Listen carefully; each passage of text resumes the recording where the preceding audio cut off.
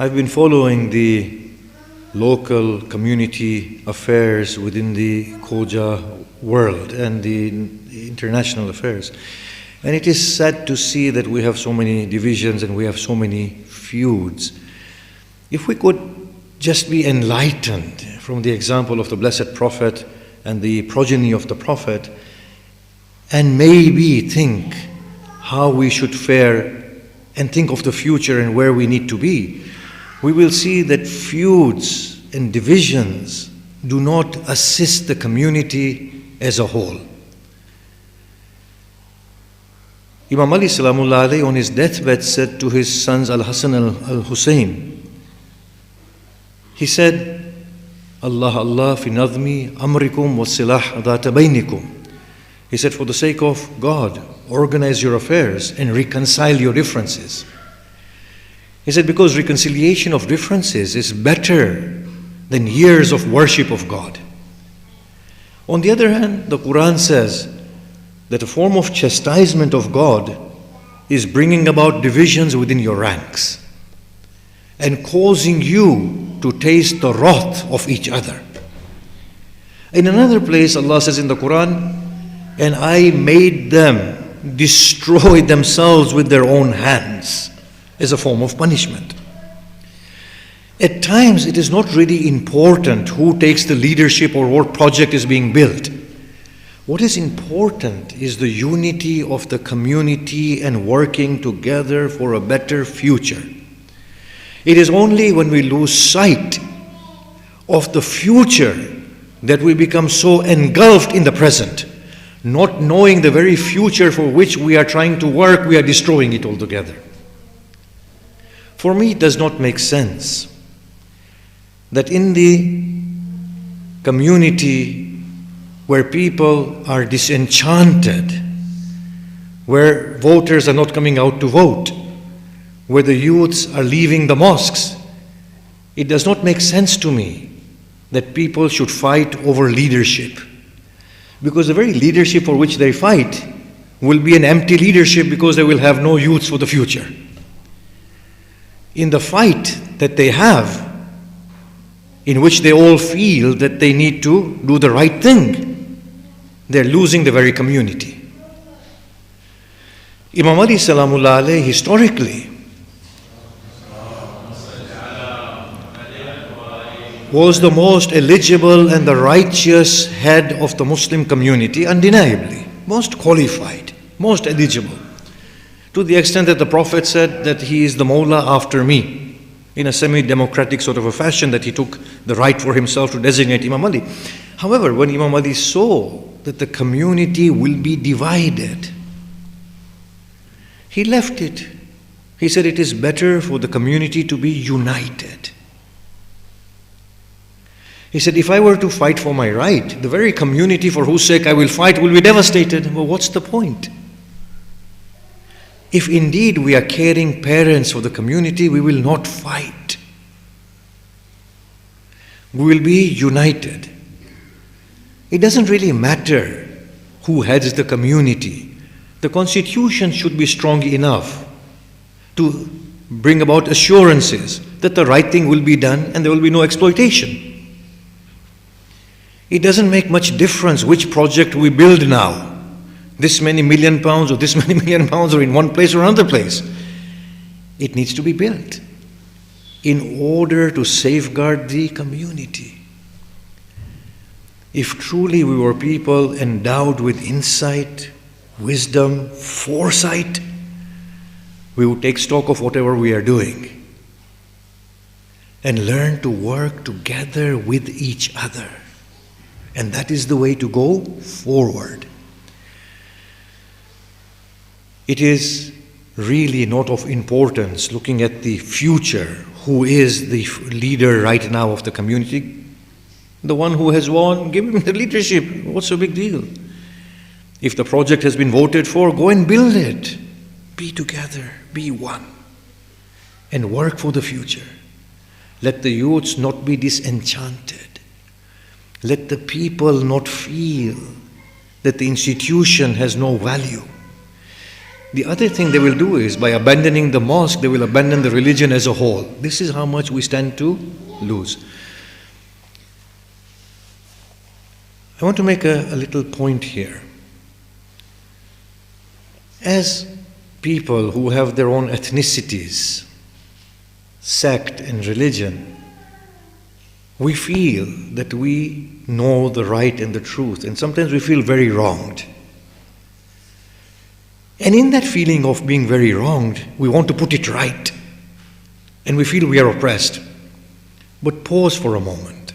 Pause for a moment. If we can think of ourselves beyond ethnicities, beyond sects, beyond cultures and religions, then we will find ourselves one of the human family. And there we will see that our human family is suffering.